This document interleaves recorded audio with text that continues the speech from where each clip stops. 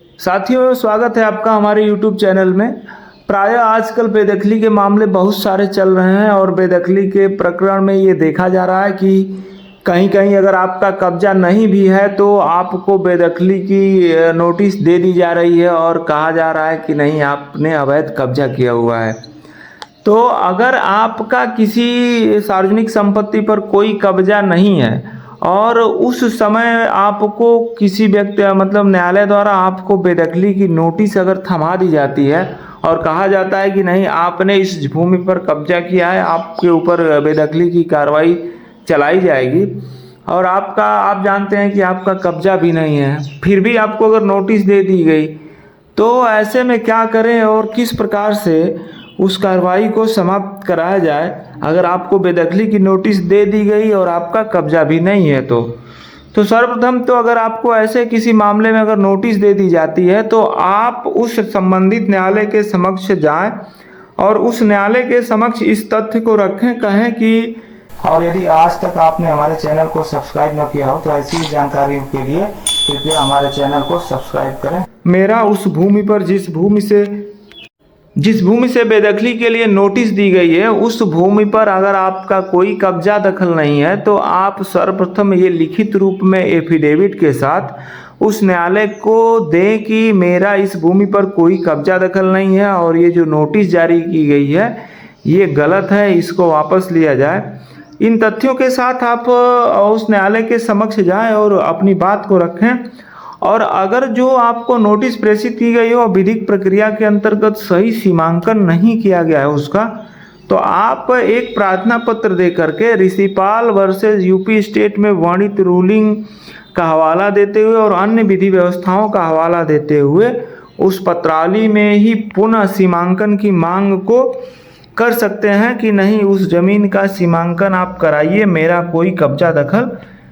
नहीं है। ऐसे ही एक प्रकरण में बेदखली की कार्रवाई बेदखली न्यायालय द्वारा कर दी गई और बेदखली न्यायालय के आदेश के विरुद्ध अपीली न्यायालय में पक्ष गया और वहां से भी उसको रिलीफ नहीं मिली,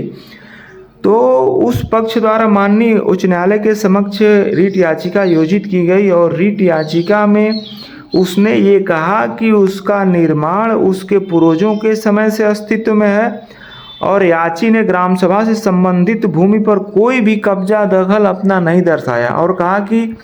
मेरा जो भी कब्जा दखल है वह पूर्वजों के ज़माने से आबादी की भूमि में है, सार्वजनिक प्रयोग की भूमि में या ग्राम पंचायत की भूमि में उसका कोई कब्जा दखल नहीं है। किंतु न्यायालय ने इस बात को नहीं माना और उसके विरुद्ध बेदखली की कार्रवाई जो है प्रोसीड कर दिया और आदेश भी पारित हो गया। जब मामला रीट याचिका में आया तो रीट याचिका में माननीय न्यायालय ने ये कहा कि अधीनस्थ न्यायालयों द्वारा तथ्य का समवर्ती निष्कर्ष अभिलिखित किया गया है। यदि याची यह कहता है कि उसका निर्माण ग्राम सभा की भूमि पर नहीं है तो वह विधि के अनुसार उसका सीमांकन करा सकता है। यानी अगर आप ये कह रहे हैं कि हमारा कब्जा उस भूमि पर नहीं है, ग्राम सभा की भूमि पर नहीं है, तो उसका सीमांकन विधि के प्राविधानों के अनुसार होना चाहिए और सीमांकन जो है, जो भी सीमांकन होगा वह सेक्शन 24 में जो बातें कही गई हैं फिक्स पॉइंट से सीमांकन होगा, उसका स्पार्ट मेमो बनेगा। और ये नहीं है कि आप सरसरी तौर पर जा कर के किसी व्यक्ति को कह दें कि नहीं, आपने